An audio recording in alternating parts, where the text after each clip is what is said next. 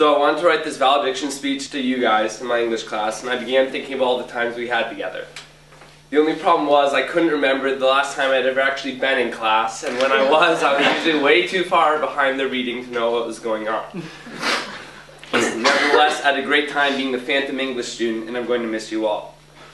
But on a more serious note, I remember walking in here on the first day of school and seeing what is easily the top of our class take the seats around me, and thinking I absolutely didn't belong. I couldn't think of one of you guys who wasn't an amazing writer, and I would spend my first few days in class thinking, if only this were econ. Yet as the year passed, I found myself thinking, well, if only I had read. It actually turned out to be one of the best English classes of my high school years, with some of my best English memories. Whether it was sitting next to Mark and wondering if anyone actually could read his chicken scribble and being jealous of all the 8s and 9s he got, or listening to Ben's southern accent and poetry, I'm thankful for everything. At times it was an absolute struggle, like trying to decipher a cryptic beloved chapter for the class with Drew when I was only on page 10 of the novel. Or trying to find the epiphany of an Irish snowfall in a bad romance. I really don't think I ever did turn in a paper on its due date, or showed up on time.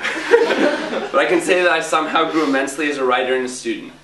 I can easily write an essay analyzing the prose of a passage and finally see what Mr. Rosenberg means that SparkNotes is not that insightful. When I did participate, the discussions were enlightening, and I don't think I really view the world the same. While you all have been amazing to be with for a year, I want to thank one person in particular. Mr. Rosenberg, you have been an amazing teacher to me for 2 years, and I'm glad I listened to you and signed up for English AP. I know I wasn't always the most punctual student, but I always appreciated you allowing me to do things on my own time and allowing me to take time and enjoy the work. I love that you promoted us to work without thinking of the grade and to promote actual learning instead of grade constructing. I think of you more as a friend than an English teacher, and I will always remember your awesome poems and trying to get you to do more than just nod your head when we explained our take on a book. Thank you so much, Mr. Rosenberg, and I will definitely keep in touch when I need to edit my letters explaining my future antics on Wall Street to Congress. And to the whole class, thank you guys too. It's been a great year, and as Dr. Seuss once wrote, you're off to great places, today is your day, your mountain is waiting, so get on your way.